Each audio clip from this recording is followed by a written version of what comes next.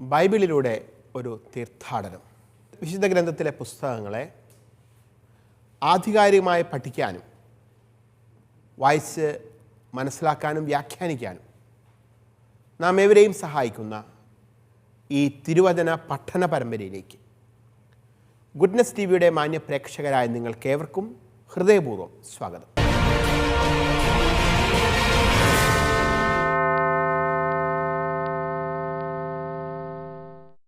എസ്തേർ എന്ന വിശുദ്ധ ഗ്രന്ഥത്തിലെ 73 പുസ്തകങ്ങളിൽ ഒരു ചരിത്രഗ്രന്ഥമായ പുസ്തകമാണ് നമ്മളിപ്പോൾ പഠനവിധേയമാക്കിക്കൊണ്ടിരിക്കുന്നത്.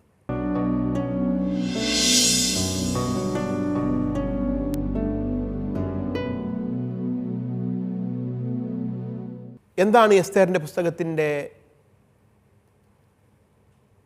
പ്രസക്തി, അതിൻ്റെ കാലിക പ്രസക്തി എന്നത് തിരിച്ചറിയുന്നതിന് മുൻപ് ഇതിൽ നടന്ന ഓരോ സംഭവവികാസങ്ങളെ കൂടി നമ്മൾ കൃത്യമായി ചരിത്രത്തിൻ്റെ പശ്ചാത്തലത്തിൽ നിന്നുകൊണ്ട് മനസ്സിലാക്കാനായിട്ട് ശ്രമിക്കുകയായിരുന്നു. ഞാൻ സൂചിപ്പിച്ചു, ബാബിലോൺ രാജാവായിരുന്ന നെബൂഖദ്നേസർ രാജാവിൻ്റെ കാലത്ത് 605 BC, 598-97 BC, 587-86 BC, ഈ കാലങ്ങളിൽ ഏതാണ്ട് 3 ഘട്ടങ്ങളായിട്ടാണ് യൂദയായിൽ നിന്ന്, തലസ്ഥാന നഗരിയായിരുന്ന ജെറുസലേമിൽ നിന്നുമൊക്കെ യഹൂദർ ബാബിലോണിലേക്ക് നാടുകടത്തപ്പെട്ടത്. ഇത്തരത്തിൽ അവിടെ ബാബിലോണിൽ എത്തിപ്പെട്ട യഹൂദർ വർഷങ്ങളോളം അവിടെ ജീവിച്ചു. ജെറമ്യാ പ്രവചന പുസ്തകത്തിൽ കൃത്യമായി പറയുന്നുണ്ട്, അവരുടെ പ്രവാസകാലം 70 വർഷങ്ങളായിരിക്കുമെന്ന്. പ്രവാചകന്മാരിലൂടെ പറഞ്ഞതുപോലെ ഈ സമയം പൂർത്തിയാകുമ്പോഴേക്കതാ ബാബിലോൺ എന്ന സാമ്രാജ്യത്തെ പേർഷ്യ, മേദിയ എന്നീ സാമ്രാജ്യങ്ങളുടെ സഖ്യം കീഴ്പ്പെടുത്തുന്നു. ഇനിയിപ്പോൾ പേർഷ്യൻ ഭരണമാണ്, മേദിയക്കാരുടെ ഭരണമാണ്. പേർഷ്യക്കാരനായ രാജാവ് സൈറസ് ഈ ജനത്തോട് വലിയ താല്പര്യം കാണിച്ച വ്യക്തിയാണ്. സൈറസിൻ്റെ ഒരു വിളംബരം വഴി ഈ ജനത്തിന്, താല്പര്യമുള്ളവർക്ക് തിരിച്ച് അവരുടെ സ്വദേശത്തേക്ക് യൂദയായിലേക്ക് പോകാനും ജെറുസലേമിൽ അവരുടെ തലസ്ഥാന നഗരത്തെ പുനർനിർമ്മിക്കാനുമായിട്ടുള്ള അനുവാദവും അതിനുവേണ്ട ക്രമീകരണങ്ങളും ധനസഹായം പോലും പ്രഖ്യാപിക്കപ്പെട്ടു. അങ്ങനെ ആദ്യ കാലഘട്ടത്തിൽ സെറുബ്ബാബേൽ എന്ന ദാവീദ് വംശത്തിൽപ്പെട്ട വ്യക്തിയുടെയും യശുവ അഥവാ ജോഷുവ എന്ന സാദോക്ക് വംശത്തിൽപ്പെട്ട പുരോഹിതൻ്റെയും നേതൃത്വത്തിൽ ഒരു സംഘം ആളുകൾ ജെറുസലേമിലേക്ക്, യൂദയായിലേക്ക് തിരികെ വന്നു. കുറേ കാലത്തിന് ശേഷം എസ്ര എന്ന പുരോഹിതൻ്റെ നേതൃത്വത്തിൽ ലേവായർ ഉൾപ്പെടുന്ന വലിയൊരു സംഘം തിരികെ വന്നു. ഏറ്റവും ഒടുവിൽ നെഹമിയ എന്ന ഒരു ഗവർണറുടെ നേതൃത്വത്തിൽ ഒരു സംഘം ആളുകൾ തിരികെ വന്നു. പക്ഷേ ഈ കാലയളവിലൊന്നും തിരികെ വരാതെ പേർഷ്യയിൽ തന്നെ, പേർഷ്യൻ തലസ്ഥാനമായിരുന്ന സൂസായിലും മറ്റ് സ്ഥലങ്ങളുമായി ചിതറി പാർത്തിരുന്ന ധാരാളം യഹൂദർ മറ്റുമുണ്ടായിരുന്നു. എന്തുകൊണ്ടാണ് അവർ തിരിച്ചു വരാത്തത് എന്ന് ചോദിച്ചാൽ ഉത്തരം വളരെ ലളിതമാണ്. ഈ പേർഷ്യൻ സാമ്രാജ്യത്തിൻ്റെ അല്ലെങ്കിൽ പഴയ ബാബിലോൺ സാമ്രാജ്യത്തിൽ അവർക്ക് ധാരാളം സ്വത്തുവകകൾ ഉണ്ടായിരുന്നു. അവർ കച്ചവടം ചെയ്തുകൊണ്ടിരുന്നിരുന്നു, കൃഷി ചെയ്യുന്നവരുണ്ടായിരുന്നു. അപ്പോൾ പലതരത്തിലുള്ള ജോലികളിൽ വ്യാപൃതരായി യഹൂദർ ഈ പേർഷ്യൻ സാമ്രാജ്യത്തിൻ്റെ കീഴിൽ പലയിടങ്ങളിലായിട്ട് താമസിച്ചിരുന്നു. ഇപ്പോഴിതാ ഒരു പ്രശ്നമുണ്ടായിരിക്കുന്നു.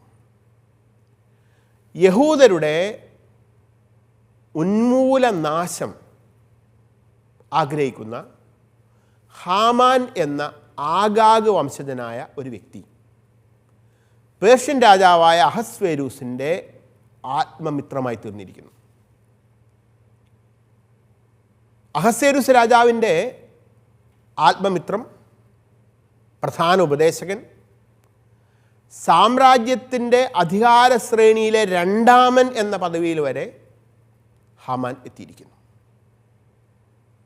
തൻ്റെ അധികാരവും സ്വാധീനവും മറ്റെല്ലാം ദുരുപയോഗം ചെയ്ത് രാജാവിനെ തെറ്റിദ്ധരിപ്പിച്ച് യഹൂദർ മുഴുവൻ രാജ്യദ്രോഹികളാണെന്നും അവർ കൊല്ലപ്പെടേണ്ടവരാണ് എന്നും ബോധ്യപ്പെടുത്തി രാജാവിൻ്റെ പേരിൽ ഒരു രാജശാസനം എഴുതിയുണ്ടാക്കി പേർഷ്യൻ സാമ്രാജ്യത്തിൻ്റെ എല്ലാ ഭാഗങ്ങളിലേക്കും 127 പ്രവിശ്യകളിലേക്കും അയക്കപ്പെട്ട് കഴിഞ്ഞു. ഈ സമയം രാജകൊട്ടാരത്തിൽ തന്നെ മറ്റൊരു സേവകനായിരുന്ന മൊർദെഖായി ഭയചകിതനായി മാറുകയാണ്. തൻ്റെ ജനത്തിൻ്റെ കൂട്ടക്കൊലയുടെ ദിവസം കുറിക്കപ്പെട്ട് കഴിഞ്ഞു. ഇനി എന്തു ചെയ്യും? മൊർദെഖായിക്കറിയാം ദൈവിക പദ്ധതിയുടെ ഭാഗമായി ഇതിനകം തൻ്റെ ബന്ധു കൂടിയായ എസ്തേർ ഇപ്പോൾ പേർഷ്യയുടെ രാജ്ഞി പദത്തിലാണ്. അഹസ്വേരോസ് രാജാവിൻ്റെ ഭാര്യയാണ്. ഒരുപക്ഷെ എസ്തേർ ഇടപെട്ടാൽ, ഈ രാജ്ഞി ഇടപെട്ടാൽ രാജാവിൻ്റെ മനസ്സ് മാറ്റാൻ കഴിയും. ഈ രാജശാസനത്തെ ഒന്ന് തിരുത്താൻ കഴിയും. മൊർദെഖായി എസ്തേറിനെ അതിന് പ്രേരിപ്പിക്കുന്നു. എസ്തേർ അതിനുവേണ്ടിയുള്ള ശ്രമങ്ങളൊക്കെ നടത്തുന്നു. മറുഭാഗത്ത് ഹാമാൻ മൊർദെഖായിയെ വധിക്കാനുള്ള തന്ത്രം മെനഞ്ഞു കഴിഞ്ഞു. മൊർദെഖായിയോടുള്ള വിദ്വേഷം, വെറുപ്പ് എന്നിവയാൽ കോപാകുലനായ ഹാമാൻ മൊർദെഖായിയെ കൊല്ലാനുള്ള വലിയ ഒരു കഴുമരം ഇതിനകം നിർമ്മിച്ചതിന് ശേഷം ആ രാത്രി ഒന്ന് തീരാൻ വേണ്ടി കാത്തിരിക്കുകയാണ്. ഇനിയൊരു രാത്രിയുടെ ഇടവേളയാണ്. ഈ രാത്രിയിൽ ഹാമാൻ്റെ ഉള്ളു നിറയെ നാളെ പ്രഭാതത്തിൽ മൊർദെഖായിയെ താനുണ്ടാക്കിയ കഴുമരത്തിൽ കഴിവിലേറ്റണം, അവനെ കൊല്ലണം എന്ന ചിന്തയാണ്. എന്നാൽ ഈ രാത്രി ദൈവം വീണ്ടും ഇടപെടുന്നു. ഒരു ഭാഗത്ത് മൊർദെഖായിയെ സംബന്ധിച്ചിടത്തോളം അയാളുടെ ജീവിതത്തിൻ്റെ അവസാനത്തെ രാത്രിയാണ്. കാരണം അയാളുടെ ശത്രു, രാജാവിൻ്റെ അടുത്ത് വലിയ സ്വാധീനമുള്ള വ്യക്തി നാളെ അയാളെ കൊല്ലാൻ പോകുന്നു. ഹാമാനെ സംബന്ധിച്ചിടത്തോളം പ്രതികാരത്തിൻ്റെ രാത്രിയാണ്. പക്ഷേ ഈ രാത്രിയിൽ ദൈവം ഇടപെടുന്ന ചില സംഭവങ്ങളാണ് ഈ പുസ്തകത്തിൻ്റെ 6-ാം അധ്യായത്തിൽ നമ്മൾ കാണുന്നത്. ദൈവം ഇടപെട്ടപ്പോൾ മൊർദെഖായി എന്ന വ്യക്തി എപ്രകാരമാണ് ബഹുമാനിതനായിത്തീരുന്നത് എന്നും അതുവരെ ബഹുമാനിതനായിരുന്ന ഹാമാൻ എപ്രകാരമാണ് അവമാനിതനായിത്തീരുന്നതെന്നും ഈ അധ്യായം വ്യക്തമാക്കുന്നുണ്ട്. ഈ അധ്യായത്തിൻ്റെ ഘടന വളരെ ലളിതമാണ്. നമുക്ക് നോക്കാം.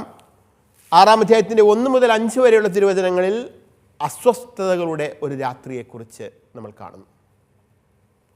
6-ാം അധ്യായത്തിൻ്റെ 6 മുതൽ 9 വരെയുള്ള തിരുവചനങ്ങളിൽ മഹത്വത്തിൻ്റെ വ്യാമോഹങ്ങളുമായി നടക്കുന്ന ഹാമാനെക്കുറിച്ച് നമ്മൾ കാണും. ഒടുവിൽ 6-ാം അധ്യായത്തിൻ്റെ 10-14 തിരുവചനങ്ങളിൽ ഹാമാൻ്റെ പേടിസ്വപ്നം ഉയർത്തപ്പെടുന്നത് നമ്മൾ കാണുന്നു.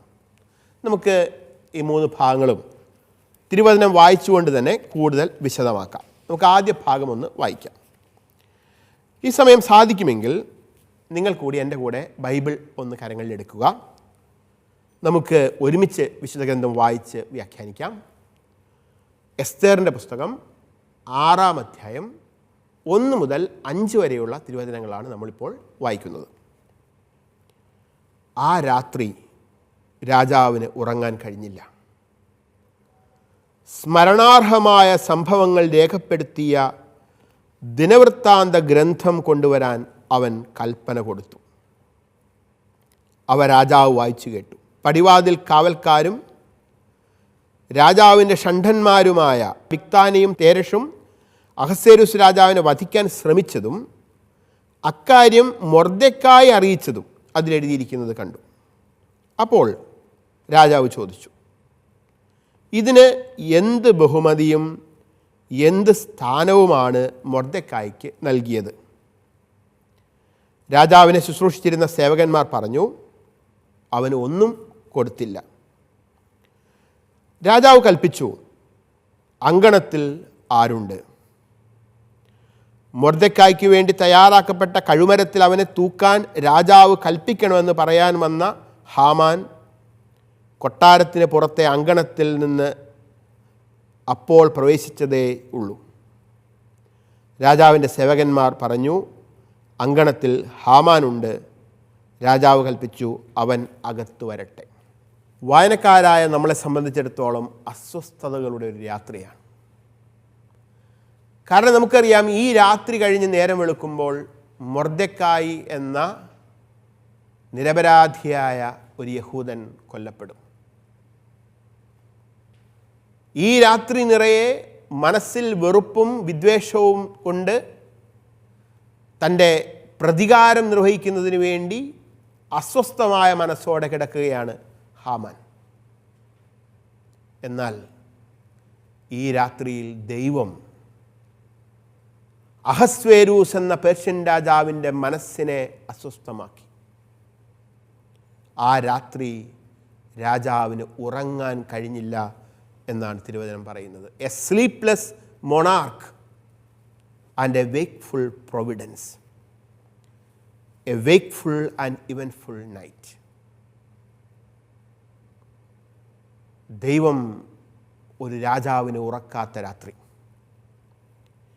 ജീവിതത്തിലെ യാദൃച്ഛികതകളിൽ ദൈവത്തിൻ്റെ ഇടപെടൽ നമുക്ക് അനുഭവിക്കാൻ സാധിക്കും എന്നതൊരു സത്യമാണ്. ഇവിടെ ഈ അധ്യായത്തിൽ ദൈവനാമം, ദൈവം ഇടപെട്ടു എന്ന് എടുത്ത് പറയുന്നില്ലെങ്കിലും ദൈവം സജീവമായി ഓരോ സമയവും ഇടപെടുന്നത് നമുക്ക് കാണാൻ പറ്റും. രാജാവ് ഈ രാത്രിയിൽ യാദൃശ്ചികമായി അസ്വസ്ഥനാകുന്നു. അവന് ഉറക്കം നഷ്ടപ്പെടുന്നു. ഞാൻ സൂചിപ്പിച്ചതുപോലെ ഈ രാത്രിക്കൊരു പ്രത്യേകതയുണ്ട്.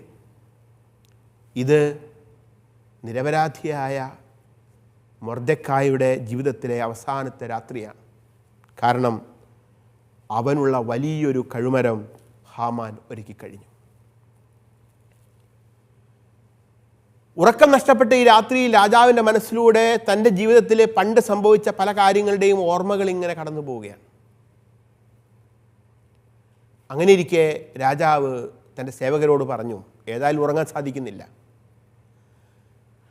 തൻ്റെ ജീവിതത്തിലെ എന്നെന്നും ഓർത്തിരിക്കണമെന്ന് താൻ കരുതിയിരുന്ന, എന്നാൽ ഇപ്പോൾ വിസ്മരിച്ചു പോയ കാര്യങ്ങളെല്ലാം എഴുതി വച്ചിരിക്കുന്ന ഒരു ദിനവൃത്താന്ത ഗ്രന്ഥം ഗ്രന്ഥശാലയിലുണ്ട്. അതെടുത്തുകൊണ്ട് വരാൻ പറയുന്നു. വർഷങ്ങൾക്ക് മുമ്പ് നടന്ന കാര്യങ്ങളുടെ വിശദീകരണങ്ങളൊക്കെ എഴുതി വച്ചിരിക്കുന്ന ഗ്രന്ഥമാണ്. സേവകന്മാർ രാജാവിൻ്റെ ഈ കഥകളും കാര്യങ്ങളൊക്കെ എഴുതി മുദ്രിതമാക്കി വെച്ചിരുന്ന ഗ്രന്ഥം എടുത്തുകൊണ്ട് വരുന്നു. രാജാവ് ഗ്രന്ഥം തുറന്ന് ഒരു ഭാഗം വായിക്കുകയാണ്. രാജാവ് നേരിട്ട് വായിക്കുകയല്ല, രാജാവ് ആവശ്യപ്പെട്ടനുസരിച്ച് സേവകന്മാർ രാജാവിന് വേണ്ടി വായിച്ചു കൊടുക്കുകയാണ്. ഇവിടെയാണ് ദൈവം വീണ്ടും ഇടപെടുന്നത് നമ്മൾ കാണുന്നത്. കൃത്യം തുറന്ന് വായിക്കുന്ന ഭാഗം ഏതാണ്? രാജാവിൻ്റെ തന്നെ കൊട്ടാരത്തിൽ ജീവനക്കാരായിരുന്ന 2 ഷണ്ഡന്മാർ രാജാവിനെ വധിക്കാൻ വേണ്ടി ഗൂഢാലോചന നടത്തുന്ന സംഭവം. ഇത്തരത്തിൽ രാജാവിനെ വധിക്കാൻ വേണ്ടി അവർ ഗൂഢാലോചന നടത്തിയ കാര്യം മൊർദെഖായി എന്ന യഹൂദൻ രാജാവിനെ അറിയിക്കുകയും അങ്ങനെ രാജാവിൻ്റെ ജീവൻ രക്ഷിക്കുകയും ഒരു ഗൂഢാലോചന പൊളിക്കുകയും ചെയ്ത സംഭവം അതാ ഈ ഭാഗത്ത് എഴുതി വച്ചിരിക്കുന്നു. സേവകന്മാരിത് വായിച്ചു കൊടുക്കുകയാണ്. ഉടനെ രാജാവ് ഈ സേവകന്മാരോട് ചോദിച്ചു, ഇത്രയധികം ഉപകാരം എനിക്ക് ചെയ്ത, 2 പേരുടെ ആ ഗൂഢാലോചനയെ പൊളിച്ച, എൻ്റെ ജീവൻ രക്ഷിച്ച ആ മൊർദെഖായിക്ക് പിന്നീട് നമ്മൾ എന്തെങ്കിലും സമ്മാനമോ സ്ഥാനക്കയറ്റമോ എന്തെങ്കിലും കൊടുത്തിട്ടുണ്ടോ? അപ്പോൾ ഈ സേവകന്മാർ പറഞ്ഞു, ഒന്നും കൊടുത്തിട്ടില്ല, ഒന്നും അയാൾക്ക് കൊടുത്തിട്ടില്ല. അപ്പോൾ അസ്വസ്ഥമായ ഒരു രാത്രിയിൽ ദൈവം രാജാവിൻ്റെ മനസ്സിനെ അസ്വസ്ഥമാക്കിയ ഒരു രാത്രിയിൽ നടന്ന ഒരു ഗ്രന്ഥപാരായണമാണ് ഇത്. ചില സന്ദർഭങ്ങളിൽ വലിയ അധികാരത്തിലിരിക്കുന്ന വ്യക്തികളുടെ അല്ലെങ്കിൽ അവർക്ക് പ്രിയപ്പെട്ടവരുടെ മനസ്സുകളെ ദൈവം അസ്വസ്ഥമാക്കാറുണ്ട്. ദൈവത്തിൻ്റെ ചില ഇടപെടലുകൾക്ക് വേണ്ടിയിട്ടാണ്. പുതിയ നിയമത്തിൽ നമ്മൾ കാണുന്നുണ്ടല്ലോ പീലാത്തോസിൻ്റെ ഭാര്യയുടെ മനസ്സ് അസ്വസ്ഥമാകുന്നതിനെക്കുറിച്ച്. വിശുദ്ധ മത്തായി അറിയിച്ച സുവിശേഷത്തിൻ്റെ 27:19 നമ്മൾ വായിക്കും. പീലാത്തോസിൻ്റെ ഭാര്യ ദൂതൻ വശം പറഞ്ഞു വിട്ട കാര്യമാണ്. മാത്രമല്ല, അവൻ ന്യായാസനത്തിൽ ഉപവിഷ്ടനായിരിക്കുമ്പോൾ അവൻ്റെ ഭാര്യ അവൻ്റെ അടുത്തേക്ക് ആളയച്ചറിയിച്ചു, ആ നീതിമാൻ്റെ കാര്യത്തിൽ ഇടപെടരുത്, അവൻ മൂലം സ്വപ്നത്തിൽ ഞാൻ ഇന്ന് വളരെയേറെ ക്ലേശിച്ചു. അസ്വസ്ഥമായ രാത്രിയിൽ ദൈവം ഇടപെടുന്ന സമയം. ദിനവൃത്താന്ത ഗ്രന്ഥം വായിച്ചു കേട്ടു.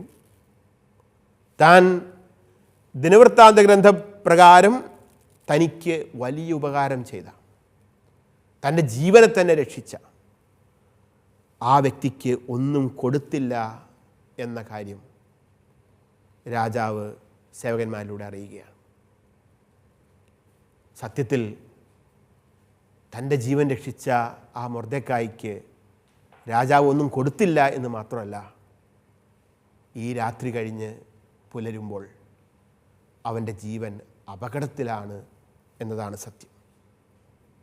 കാരണം രാത്രി തീരാറാകുന്നു, പകൽ വെളിച്ചം മെല്ലെ വിടർന്നു വരുന്നു. ആ രാത്രി വിദ്വേഷം കൊണ്ട് നീറിപ്പുകയുന്ന മനസ്സുമായി ഉറങ്ങാൻ കഴിയാതിരുന്ന ഹാമാൻ മൊർദെഖായെ കൊല്ലാനുള്ള രാജാവിൻ്റെ അനുവാദത്തിന് വേണ്ടി രാജകൊട്ടാരത്തിൻ്റെ അങ്കണത്തിൽ എത്തിച്ചേർന്നിട്ടുണ്ട്. ഇതാണ് സംഭവം. ഇനി ഇവിടെ എന്താണ് നടക്കുക എന്ന് നമുക്ക് നോക്കാം. 6-ാം അധ്യായത്തിൻ്റെ 6 മുതൽ 9 വരെയുള്ള തിരുവചനങ്ങൾ നമുക്ക് വായിക്കാം. അകത്തു വന്ന ഹാമാനോട് രാജാവ് ചോദിച്ചു, രാജാവ് ബഹുമാനിക്കാൻ ആഗ്രഹിക്കുന്ന ആളിന് എന്താണ് ചെയ്തു കൊടുക്കേണ്ടത്? ഹാമാൻ ഉള്ളിൽ കരുതി, എന്നെയല്ലാതെ ആരെയാണ് രാജാവ് ബഹുമാനിക്കാൻ ആഗ്രഹിക്കുന്നത്?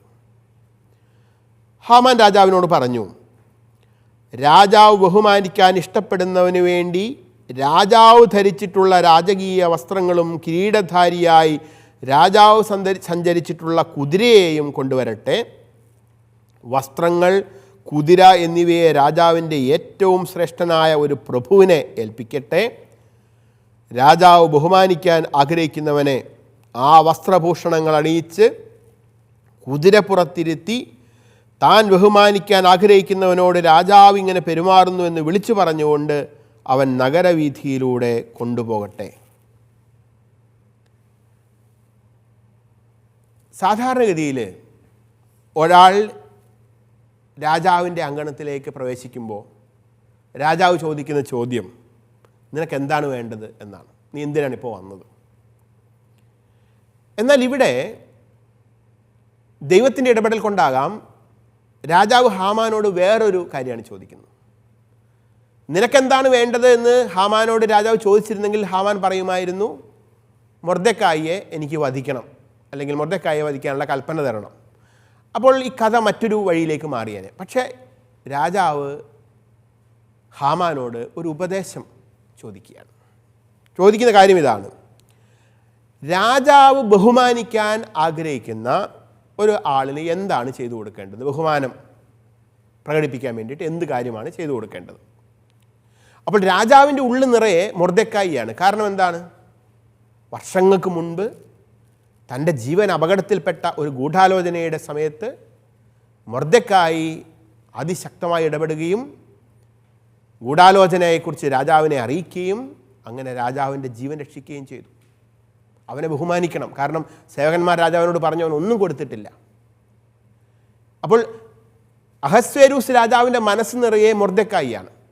അവനെ ബഹുമാനിതനാക്കണം, അവനെ ബഹുമാനിക്കണം, അവനെ നന്ദി പറയണം. അതേസമയം ഹാമാൻ കയറി വരുന്നു. ഹാമാനോട് രാജാവ് ഇത് ചോദിക്കുമ്പോൾ ഹാമാൻ ചിന്തിക്കുന്നത്, ഇന്ന് ഈ പേർഷ്യൻ സാമ്രാജ്യത്തിൽ രാജാവ് ഒരു വ്യക്തിയെ ബഹുമാനിക്കാൻ ആദരിക്കാൻ ആഗ്രഹിക്കുന്നുണ്ടെങ്കിൽ അത് ഞാനല്ലാതെ വേറെ ആരാണ്? കാരണം ഹാമാൻ എന്ന ഞാനാണ് രാജാവിൻ്റെ ഏറ്റവും വലിയ സുഹൃത്ത്. രാജാവിൻ്റെ കൂടെ ഇരുന്ന് വൈകുന്നേരങ്ങളിൽ മദ്യപിക്കുന്ന വ്യക്തിയാണ് ഹാമാൻ. രാജാവിൻ്റെ ഉപദേശകരിൽ ഏറ്റവും പ്രമുഖനാണ്. രാജാവ് ഇപ്പോൾ പോലും ഇതാ ഉപദേശം ചോദിക്കുന്നത് ഹാമാനോടാണ്. പേർഷ്യൻ സാമ്രാജ്യത്തിൽ തന്നെ ഭരണത്തിൽ അതീവ സ്വാധീനമുള്ള രണ്ടാമത്തെ വ്യക്തിയാണ്. രാജാവിൻ്റെ തൊട്ടു താഴെയാണ് സ്ഥാനം. ഇപ്പോഴിതാ രാജ്ഞിയും തന്നെ വിളിച്ച് വിരുന്ന് നൽകി ആദരിച്ചിരിക്കുന്നു, ഇനിയും വിളിച്ചിരിക്കുന്നു മറ്റൊരു വിരുന്നിന് വേണ്ടി. അപ്പോൾ സ്വാഭാവികമായിട്ടും ഹാമാൻ ചിന്തിക്കുകയാണ്, ഇത് എന്നെക്കുറിച്ചാണ്, എന്നെ എങ്ങനെ ബഹുമാനിക്കണം, എന്നെ എങ്ങനെ ആദരിക്കണം എന്നാണ് രാജാവ് ആഗ്രഹിക്കുന്നത് എന്ന് ഹാമാൻ ചിന്തിക്കുന്നു. അതായത് രാജാവ് വളരെ ശുദ്ധഗതിയാൽ നടത്തുന്ന ഒരു ആലോചനയാണ്. ഈ സമയം ഹാമാനെ അപമാനിക്കണമെന്നുള്ള ഒരു ചിന്തയും ഉദ്ദേശവും രാജാവിനില്ല. തൻ്റെ പ്രധാന വിചാരകൻ എന്ന നിലയിൽ, സുഹൃത്ത് എന്ന നിലയിൽ, ഉപദേശകൻ എന്ന നിലയിൽ ബഹുമാന പുരസ്സരം തന്നെയാണ് രാജാവ് ഹാമാനോട് ചോദിക്കുന്നത്. എന്നാൽ തനിക്കാണ് ഈ ബഹുമാനവും ആദരവും കിട്ടാൻ പോകുന്നതെന്ന് കരുതി ഹാമാൻ രാജാവിന് കൊടുത്ത ഉപദേശം ഹാമാന് തന്നെ വിനയായി മാറുകയാണ്. താൻ കുഴിച്ച കുഴിയിൽ താൻ തന്നെ വീണു എന്ന അവസ്ഥയിലാണ് ഇപ്പോൾ ഹാമാൻ. കാരണം ഹാമാൻ പറഞ്ഞത് ഇതാണ്: സർവാഭരണ ഭൂഷിതനാക്കി രാജകീയ വസ്ത്രങ്ങൾ അണിഞ്ഞ് രാജാവ് ബഹുമാനിക്കാൻ ആഗ്രഹിക്കുന്ന വ്യക്തിയെ രാജകീയ കുതിരപ്പുറത്ത് കയറ്റി കൊണ്ടുപോകണം. രാജാവ് ഏറ്റവും ഇഷ്ടപ്പെടുന്ന രാജാവിൻ്റെ ഒരു പ്രഭു, രാജാവിൻ്റെ സുഹൃത്ത്, രാജാവിൻ്റെ ഉപദേശകൻ തന്നെ ഈ കുതിരയുടെ സമീപത്തൂടി പോയി ഇതാ രാജാവ് ഇവനെ ബഹുമാനിക്കുന്നുവെന്ന് ഉച്ചത്തിൽ വിളിച്ച് പറയണം. ഇതൊക്കെയാണ് തനിക്കാണിത് കിട്ടാൻ പോകുന്നതെന്ന് കരുതി ഹാമാൻ പറയുന്നു. പക്ഷേ കാര്യങ്ങൾ എപ്രകാരമാണ് മാറിമറിയുന്നത് എന്ന് തുടർന്നു വരുന്ന വചനഭാഗത്ത് നമുക്ക് കാണാം. 6-ാം അധ്യായത്തിൻ്റെ 10 മുതൽ 14 വരെയുള്ള തിരുവചനങ്ങൾ നമുക്ക് വായിക്കാം. അപ്പോൾ രാജാവ് ഹാമാനോട് കൽപ്പിച്ചു, വേഗം പോയി നീ പറഞ്ഞതുപോലെ വസ്ത്രങ്ങളും കുതിരയെയും കൊണ്ടുവന്ന് രാജാവിൻ്റെ പടിവാതിൽക്കൽ ഇരിക്കുന്ന മൊർദെഖായി എന്ന യഹൂദനെ ആദരിക്കുക. നീ പറഞ്ഞതിൽ ഒരു കുറവും വരുത്തരുത്. അങ്ങനെ ഹാമാൻ വസ്ത്രങ്ങളും കുതിരയെയും കൊണ്ടുവന്ന് മൊർദെഖായെ അണിയിച്ചൊരുക്കി രാജാവ് ബഹുമാനിക്കാൻ ആഗ്രഹിക്കുന്നവനോട് ഇങ്ങനെ പെരുമാറുന്നു എന്ന് ആർത്തു വിളിച്ച് അവനെ കുതിരപ്പുറത്തിരുത്തി നഗരവീഥിയിലൂടെ കൊണ്ടു നടന്നു. അനന്തരം മൊർദെഖായി രാജാവിൻ്റെ പടിവാതിൽക്കലേക്ക് മടങ്ങി. ഹാമാനാകട്ടെ വിലപിച്ചുകൊണ്ടും മുഖം മൂടിക്കൊണ്ടും സ്വഭവനത്തിലേക്ക് ഓടിപ്പോയി. തനിക്ക് സംഭവിച്ചതെല്ലാം ഹാമാൻ തൻ്റെ ഭാര്യയായ സെരഷിനോടും കൂട്ടുകാരോടും പറഞ്ഞു. അപ്പോൾ അവൻ്റെ ഉപദേഷ്ടാക്കളും ഭാര്യ സെരഷും പറഞ്ഞു, നീ ആരുടെ മുമ്പിൽ നിൻ്റെ പതനം ആരംഭിച്ചുവോ ആ മൊർദെഖായി യഹൂദ ജനതയിൽപ്പെട്ടവനാണെങ്കിൽ അവനെതിരെ പിടിച്ചു നിൽക്കാൻ നിനക്കാവുകയില്ല. നീ അവൻ്റെ മുൻപിൽ വീഴും തീർച്ച. അവർ സംസാരിച്ചു കൊണ്ടിരിക്കുമ്പോൾ തന്നെ രാജാവിൻ്റെ ഷണ്ഡന്മാർ വന്ന് എസ്തേർ ഒരുക്കിയിരുന്ന വിരുന്നിനായി ഹാമാനെ വേഗം കൂട്ടിക്കൊണ്ടുപോയി. മൊർദെഖായിയെ കൊല്ലാൻ വേണ്ടി കഴുമരമൊരുക്കി അതിനുള്ള അനുവാദം രാജാവിൻ്റെ അടുക്കൽ നിന്ന് മേടിക്കാൻ വന്ന ഹാമാൻ ഇപ്പോഴിതാ മൊർദെഖായിയെ ആദരിച്ച് രാജാവിനാൽ ബഹുമാനിതനാണ് മൊർദെഖായി എന്ന് വിളിച്ചു പറഞ്ഞ് തെരുവീഥിയിലൂടെ നടക്കേണ്ടി വരികയാണ്. വലിയ ഒരു ദുരവസ്ഥയാണ് ഹാമാന് സംഭവിച്ചിരിക്കുന്നത്. ഈ സമയം രാജാവ് തനിക്ക് നൽകിയ ബഹുമാനം ആദരവുകളൊക്കെ ഏറ്റുവാങ്ങിയതിന് ശേഷം മൊർദെഖായി രാജാവിൻ്റെ പടിവാതിൽക്കലേക്ക് മടങ്ങുകയും ചെയ്തു. എന്താണ് ഇതിൻ്റെ അർത്ഥം? രാജാവിൻ്റെ ഉപകാരി എന്ന നിലയിൽ, രാജാവിൻ്റെ ജീവൻ രക്ഷിച്ചെന്ന നിലയിൽ മൊർദെഖായി ബഹുമാനിതനായി. ഏറ്റവും വലിയ ശത്രുവായ ഹാമാൻ തന്നെ അതിന് നേതൃത്വം കൊടുക്കേണ്ടതായിട്ടും വന്നു. പക്ഷേ പിന്നീടും മൊർദെഖായി തൻ്റെ പഴയ ജോലിയിലേക്ക് മടങ്ങിപ്പോവുകയാണ്. അതായത് കൊട്ടാരത്തിൻ്റെ പടിവാതിൽക്കലേക്ക് മടങ്ങുന്നു. ഇതിൽ നിന്നും മൊർദെഖായിക്ക് ഈ സമയം ഉന്നതമായ ഒരു സ്ഥാനത്തിലേക്ക് ഉയർത്തപ്പെട്ടിട്ടില്ല മൊർദെഖായി എന്ന് നമുക്ക് വ്യക്തമാകും. പക്ഷേ ഹാമാൻ ഈ സമയം നിരാശനും തകർന്നവനുമാണ്. വലിയ ഹൃദയവ്യഥയോടെയാണ് ഹാമാൻ തൻ്റെ ഭവനത്തിലേക്ക് മടങ്ങിപ്പോകുന്നത്. വിലപിച്ചും മുഖം മൂടിയും ഹാമാൻ തൻ്റെ ഭവനത്തിലേക്ക് മടങ്ങിപ്പോകുന്നു എന്നാണ് തിരുവചനം പറയുന്നത്. കാരണം അയാളുടെ പ്ലാനെല്ലാം ഇതാ പൊളിഞ്ഞിരിക്കുന്നു. അയാളുടെ പദ്ധതിക്ക് പകരമായി മൊർദെഖായി എന്ന യഹൂദനെ ഉയർത്തുന്ന ദൈവത്തിൻ്റെ പദ്ധതി വിജയിച്ചിരിക്കുന്നു. ഈ സംഭവങ്ങളുടെ ബാക്കി ഭാഗം നമുക്ക് അടുത്ത ക്ലാസ്സിൽ വിശദമാക്കാം.